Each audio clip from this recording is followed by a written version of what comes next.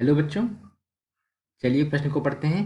किसी लवण का केएसपी मान उच्च है, यह क्या इंगित करता है? तो चलिए बच्चों, देखते हैं मुख्य अवधारणा। मुख्य अवधारणा।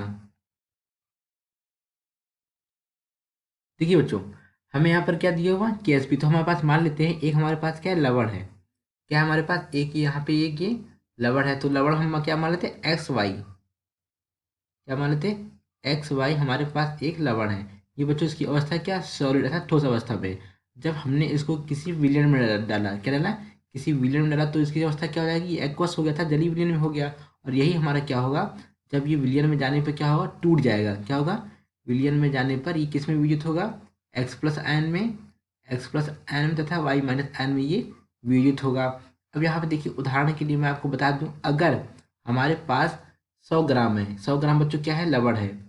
100 ग्राम अगर हमारे पास लवण है, तो 100 ग्राम में अगर ये केवल क्या 50 ग्राम विलियन में घुल रहा है, मतलब 50 ग्राम क्या हो रहा है, उसके विलियन में घुल रहे हैं, 50 ग्राम नहीं घुल रहे हैं। जब जो जितने ही 50 ग्राम घुल रहे हैं, तो उतने ही क्या होंगे, उतने ही तो अणु टूटेंगे बच्चों, जितने घुलेगा उतने टूटेगा, यानी कि ये भी 50 ग्राम टूटेगा और ये भी 50 ग्राम टूटेगा। तो ये बच्चों मैंने आपको उदाहरण के लिए यहाँ पे बता दिया, जितना विलियन विलय होगा उतने ही इसको क्या होगा होगा। तो अब हम इसके लिए क्या लिखेंगे, केएसपी मान लिखेंगे।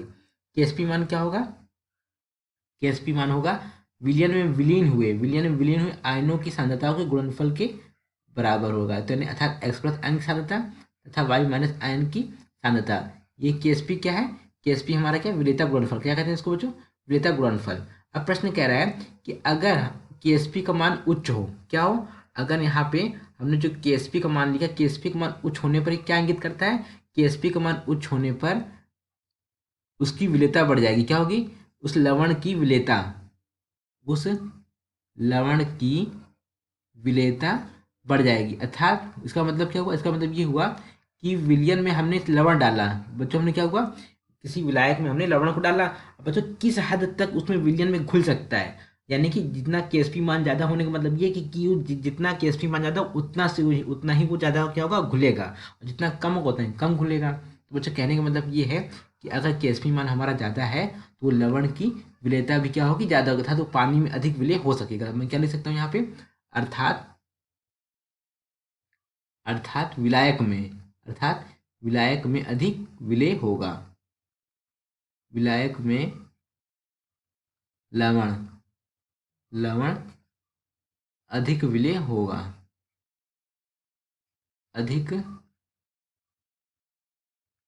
विलय होगा। आशा करते हैं आपको समझ आया होगा। धन्यवाद।